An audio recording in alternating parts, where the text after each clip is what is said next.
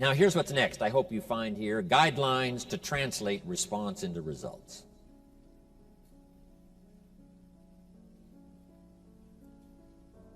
We haven't come just to lecture. We haven't come just to share. We've come to do a combination of things, hopefully, that'll create all kinds of unique individual, collective activity after this weekend is finished.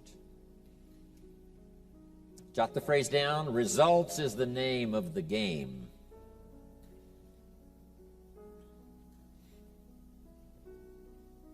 According to the Christian story, the first couple, Adam and Eve, were instructed to be fruitful.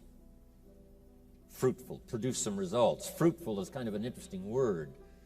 It sort of denotes abundance. Here's what I think fruitful and abundance and productivity. And I think here's what it means. To go to work on producing more than you need for yourself. Go to work producing more than you need for yourself. And I think we fulfill that command so long ago given to be fruitful, to be productive, to produce far more than you need for yourself so that you can bless others, bless your community, bless your nation, bless your enterprise. Produce more ideas than you need for yourself that you can share and give them all away. Produce more in terms of substance and money and treasure and all things valuable to human beings, far more than you need for yourself. R.G. Letourneau's story, the man who built the big earth-moving machines, it was his goal to someday give away 90% of his income. Giving away far more than anyone could possibly imagine. Someone says, wow, 90% is an awful lot to give away. Well, you should have seen the 10% that was left. I mean, once abundance starts to come, once someone becomes incredibly productive, it's amazing what the numbers turn out to be. It's amazing what it finally totals. Incredible. So hopefully we'll have guidelines for you during this weekend so you can turn the response you've created already by being here, then the response by employing your mental activity and taking notes and putting all this through your mental processes so that you can create this kind of results when you leave here. Next, best way to make the most out of this weekend is just a few things. Number one, be thankful for what you already have. This looks like a pretty prosperous audience already. So we're already doing well, which is okay. But what if we could multiply the value of our productivity by 2, by 3, by 5, by 10? Would that be valuable? And the answer is yes, of course it would. But first of all, to have the mechanism or the inspiration or whatever it takes to really do extremely well, first you start with thanksgiving, to be thankful for what you already have. We have already solved the problem of necessity. In this room, we've probably already solved the problem of survival. So we're no longer concerned with just necessity and survival. We're perhaps beyond that. But now that we have gotten beyond that, no telling what else we can do, but first of all, let's be thankful for what we've accomplished up until now. The years that have brought me here and the experiences that have brought me here, starting with my parents who raised me, gave me an incredible foundation that's lasted me all of these years. And the mentors that I've met along the way, absolutely changing and revolutionizing my life, my income, my bank account, my future. All of that collectively has brought me here. I'm so grateful for the people, the association, for the ideas, for the chance to work and labor, produce myself. All of that brought me to this place this weekend. I'm grateful for it. For the countries we represent, where we have freedom, liberty. Make this note. It's one of the best for the day. These are extraordinary times. About 11 years ago, the walls came tumbling down in Germany. And it started a wave of democracy and freedom like the world hasn't ever seen before. It looked like communism was on the march for so many years, and the dark shadow of that political philosophy fell on so many countries. that I visited even back in those early days. And now those shadows are beginning to flee away, and the light of democracy and freedom and capitalism is now the order of the day. And there's just a few old dictators left, and they will soon be gone. Here's the good news. In our lifetime, they will all be gone. That's an incredible thought to think. The dictators of the past will all be gone.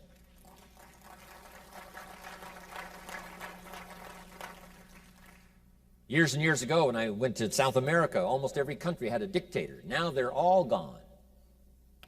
I mean, in that whole hemisphere, there's only one left, and that's Castro, and he will soon be gone. And the Gaddafis will soon be gone, and the Saddam Husseins will soon be gone, and they will all be gone. Because now, once this wave of capitalism and freedom and free enterprise and spirituality now sweeping the whole world, once it started all those years ago, I'm telling you, it is such an incredible sight to see. I now have the opportunity to lecture in East Germany and to lecture in Czechoslovakia and Poland. The last time I was in Poland, we had a bomb scare. It was incredible, middle of the winter.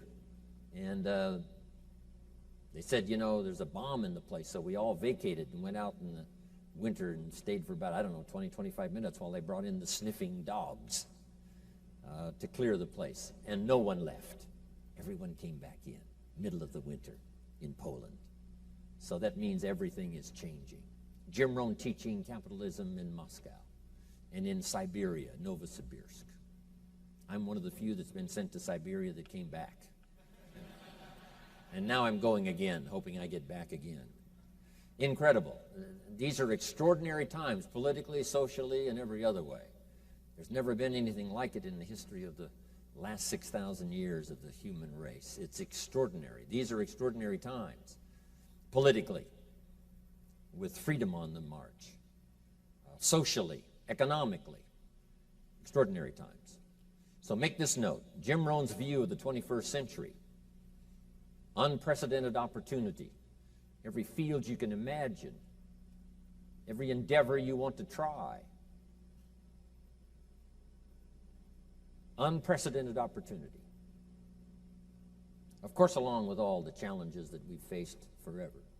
But this is a new day. This is a new wave. This is a new scene nationally and for each of us personally. There's nothing like it. Unprecedented opportunity. Now here's number 2, the 21st century. Keen competition. It's called world competition now. Not just person to person, not company to company, not industry to industry. What happens on the other side of the world now greatly affects us on this side of the world. So it's a world game to play.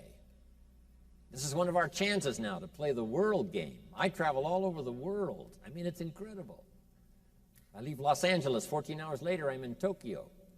5 meals, 3 movies, and you're there. I mean, this is easy stuff. I fly the Concorde, right? 3 hours, London, New York. These are extraordinary times. In about 10 days, I'll be down in South America, Argentina, Venezuela. Incredible. The jets fly everywhere. And then all night long, the jets fly to our countries, bringing us, goods and services and fruits and vegetables from anywhere in the world. It's unbelievable. These are extraordinary times. Unprecedented opportunity, but keen competition. So here's what you need now to really be successful in the 21st century. Number 1 is multiple skills. Hopefully we'll talk about some of those skills this weekend. Don't be caught now in the 21st century with just one skill. If you want to flourish, be fruitful. If you want to grow, produce more than you need for yourself. Learn more than one skill. This is also my perception now in traveling around the world. It would be useful to know more than one language. Learn more than one language. My father spoke German when I was a kid growing up, but he never taught me. My mother was English, but she also spoke French, but she never taught me. I could have learned 3 languages at the same time. These extra languages are so useful. I asked a teacher one time, how many languages can a child learn? Here's what she said, as many as you'll teach them. They don't lack capacity. They don't lack imagination. They certainly don't lack curiosity. They only lack a teacher. So if you think learning another language has sort of passed you by, make this note. Give it as a gift to your children. another language, and then another language. When I lecture in the Scandinavian countries, they all speak several languages. I do my seminars in English because they can all understand English. In the Scandinavian countries, you're required to learn 4 languages during your educational process. 3 they assign and 1 you can choose. So when you finish the educational process in the Scandinavian countries, you now know 4 languages, which if you live in Europe is a great advantage. But it's a great advantage anywhere, learning that extra language. Some of my business colleagues that make mega millions every year, many of them speak more than 1 language, several languages. Michael Cole speaks, 7 languages. It's so much fun to travel around the world with Michael because he can talk to anybody, everybody. He knows all the languages. It's a gift to give to your children. Okay. So anyway, I said all that to say this. Oh, one more. Learn all the disciplines that make language and skills worthwhile. The disciplines of good health, the disciplines of staying vital. We'll talk about that just a little bit later. So that's your best advantage for the 21st century. So first of all, be thankful. Here's the next one now to make this weekend really powerful for you. Be eager to learn. And I hesitate to say that because, you wouldn't be here if you weren't eager to learn, to pay the price of time and money. And it wasn't the money that was really the expensive part for this weekend. It was the time. If you haven't made that note before, make it now. Time is more valuable than money. You can get more money, but you can't get more time. So to ask you for the price for the seminar, fairly modest, but to ask you for the price in time for the seminar, incredibly expensive. To ask me for 3 days, that's a heavyweight cost for me. But it's exactly the same for you. 3 days is a chunk of time. And so the biggest investment for this weekend is not the money. The biggest investment is the time. So here's what I want to happen. I want this investment to pay off for you, multiplied many times over. What will this seminar be worth? Not the price it costs to get in, and not really the price of time. It may be worth 1,000 times more than that. What if I tried to make this seminar worth just exactly what you paid? That would be difficult. But what if I tried to make it worth 1,000 times more than you paid? I'm telling you, that might be easier because I'm inspired by ideas that have worked miracles in my life, and I want to share them with you. So I want you to be a lot richer when you walk out than when you walked in. So be eager to learn. Take good notes. No matter how well you do, no telling what else you can do. If you're mega rich, you might become super mega rich, right, after this weekend. We in the Millionaires Club often invite a billionaire to come talk to us. He says, well, you guys are doing okay, but, come on, get your act together. So no matter how rich you are, here's what's possible. You can multiply it by 2, by 3, by 5, by 10 with the right idea, the right inspiration, the right collective association here this weekend. It's going to give you a good chance. Now here's the next one. Argue later with all my stuff. I wish we had time to open it up so we could debate all this stuff right on the spot. Debate later with all of my ideas and the things I'm going to share with you. But make this note now, debate is important.